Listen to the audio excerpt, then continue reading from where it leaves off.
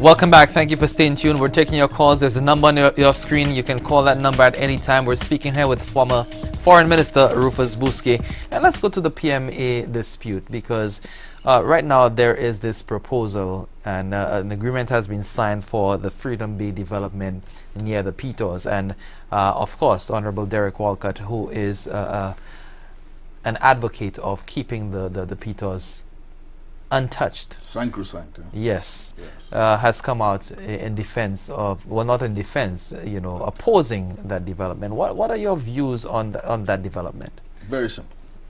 Very, very simple.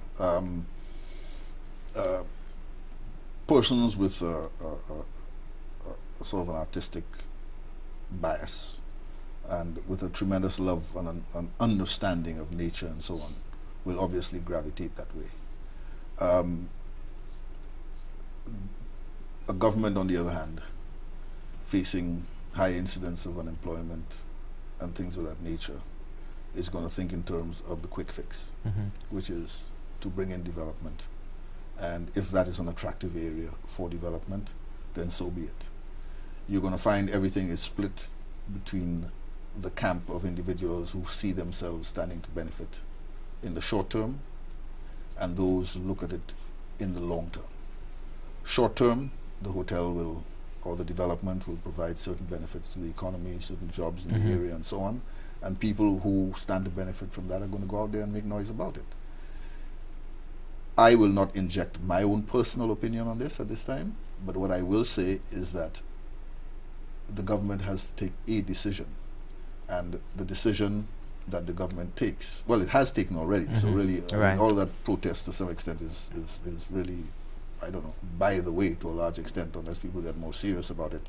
But certainly it's a situation where the long-term preservation of St. Lucia's natural heritage is certainly nothing to be discounted or to be sneezed at.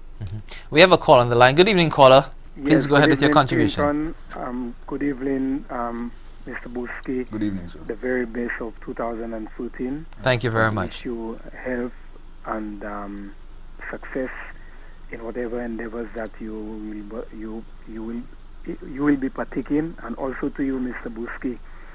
It's been very refreshing tonight, though I don't always agree with everything that you say, Mr. Bousquet, but you're a politician that I always have some time for, and you're at your savvy best tonight.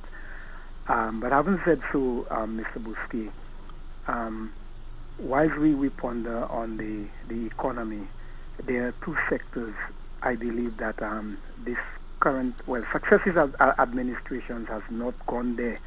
And I think this is a golden opportunity for this current administration to go there. The manufacturing sector and the agricultural sector. It has become very worrisome in recent times that when you look at some of the prime agricultural lands, especially in the cul-de-sac area, in the Dennery area, that a lot of those prime agricultural lands has been turning into commercial activity. And I believe at this point in time, it would be honest on the administration to look at these two sectors.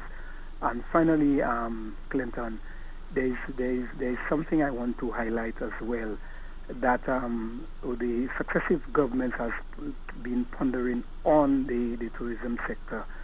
And as I speak right now, there are some hotels that have been given grand concessions by both administrations, and they buy a lot of products outside of St. Lucia. Though one can stop that, but if you want growth in a country, I think you have to go that line. And I honestly believe that we all as St. Lucians, we would like the best for our country. And with especially what has happened in Canada, with the border in Canada and the United States. And if I may just touch briefly on that. Yeah, very quickly so that we can take another call. The English Prime Minister has been saying about closing shop on the EU. Thank you, gentlemen. for giving me a patient hearing. Thank you very much, and all the best to you too as well, caller. No, this is very important. When you spoke in terms of land, I'll tell you why. We currently have about 7.5 billion people in the world. Many scientists, and they may be right, I don't know, or they could quite possibly be wrong, have indicated that the world can actually only support 5 billion people.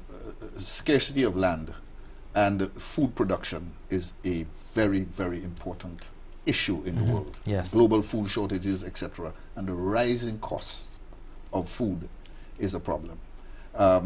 So the preservation of our agricultural lands and our ability to feed our people, especially in emergency situations, should never be compromised. That much I will say. Definitely. Good evening, caller. Please go ahead with your contribution. Yes, good evening to you, Clinton, and good evening to you, Mr. Bousquet. Good evening. Yeah, Mr. Bousquet, no matter what I'm doing, as long as you're on TV, I have to live what I'm doing. Okay.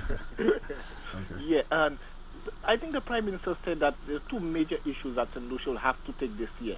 That's the Wasco issue. Wasco must be addressed this year, he said, and also St. Lucia join LIAC. And what's your take on these two issues that have been plaguing the country for a number of years? Okay. All right. Thank you very much, caller. Well, these are two very important issues. The government can't resolve Wasco. I think Wasco has to have some private sector involvement. And if government can get away from a lot of these things, I think that's a good thing. What government has to do is to find a way of finding some equilibrium between the profitability that a private sector investor or private investor would make. And the private investor doesn't necessarily have to be somebody from outside. The government can put something together with NIS and use our money, you know, and create greater efficiencies in Wasco and turn that into something with proper management. I don't know what has happened with management in the past, but I will say with proper management and with the necessary capital to make it become a profitable enterprise. Not vastly profitable, because it is providing an essential service, but it has to be able to make some money to at least cover its costs and to be able to return have some reasonable return for whoever invests in it. And I think this is where the compromise has to be reached. But government has consistently, if you recall, the Labour Party administration put a lot of money into Wasco. And let's face it, as a country, we need to accept the reality that water in St. Lucia is very, very cheap. Yeah. It's a fact. Yeah, the cost of producing water is less than what the consumers pay for water. Now, there have been studies where people have spoken in terms of gravity, less use of electrical and pumps and so on and so forth.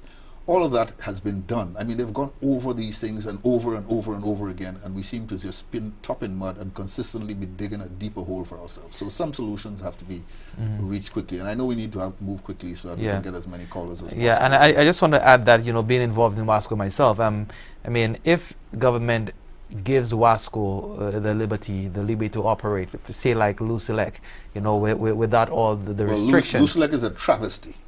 They're profitable.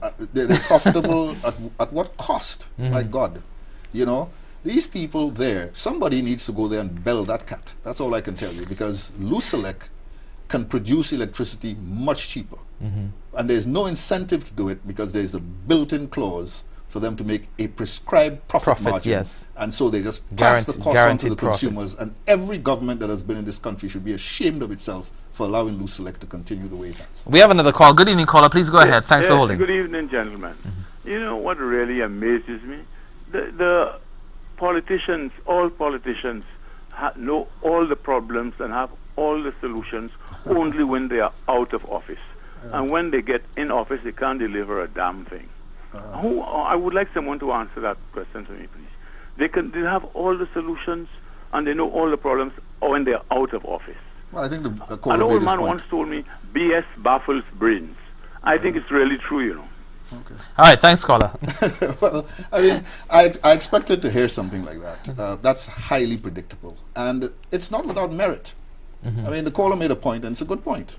We seem to have all the answers when we're not in office. So what happens when you're in office? The fact of the matter is, when you're in office, you don't necessarily have the liberty to do what you want to do. And the only analogy that I can put for you is that, you know, if you have a stagecoach, you remember in the Old West, you have 2, 4 horses, whatever the case may be. If you want that stagecoach to get somewhere, you put your best horse in the front because it pulls the rest of the horses and makes them go faster. If you put a mule in front and you put your best horse in the back, you're not going nowhere. You care to expand on that? No. I mean, I use the analogy of a mule to make the point. Right. Okay? But maybe your slowest horse or whatever the case may be. So look, I'm not interested. I'm not here to fight with anybody. You know, I told you in 2013 I'm not criticizing anybody. Didn't I say that? You said but that. The reality is, I make that analogy simply to say, you're restricted, man. If if you go into a race and everybody has a Toyota and you have a Ferrari, but they come with a rule and they say you can only go 20 miles an hour. You could have all the Ferrari you want, friend. The playing field is level, so we're all stupid. You know what I mean? We have another call on the line. Good evening. Please go ahead. Yes, sir. Good evening. I'm very happy that I got the line tonight. That sounds interesting. I like a discussion, but I think there are some key issues as far as governing or governance is concerned. Some of us, when we get into office, or when we're out of office, we know everything. And then to implement a development policy for the country, it seems to me that we all are blind because we come in for our agenda, and that's the only thing we want to know. That's the only thing we want to see. This country cannot go forward unless we as a people decide to go to the wider community and to seek advice, open discussions on economic problems, open discussion on social issues, and the other likes, so that we as a people can move together and get this country going. All right. Too many times do we sit as politicians, as ministers, and believe we have all the answers. None of us can do it. All right. No minister can do it alone. No prime minister can do it alone. And I think this is the issue that we have to face in this country. This is the country, the issue we must address if we are to change our economic fortunes. All right. Thank you very much, caller, for your contribution. I think he was agreeing with me. Yes. So that's good. Yeah. There's some other issues that I want to discuss when we come back from break and we continue to take the calls. Of course, we have not discussed the visa information sharing agreement between the U.S. and Canada and the implications for St. Lucia. Also, the inquest into the police shootings last year. You made some comments about the police shootings, well, not last year, but 2010. You said... I want to make sure the police are my friends, so don't ask me anything controversial regarding the police. This is a small country. No, back then you said to make omelets, you have to break some eggs. You were in support of the police, in terms of their ratcheting up their fight against crime. So probably we can talk a little bit about that. I mean, yeah, we can. I also don't want to be seen insensitive to the families, right, of some of the people who may have lost their lives. Yeah, but let's take a break first. When we come back, we'll have that discussion, and also we'll continue to take your calls. Newsmaker Live will continue right after this break.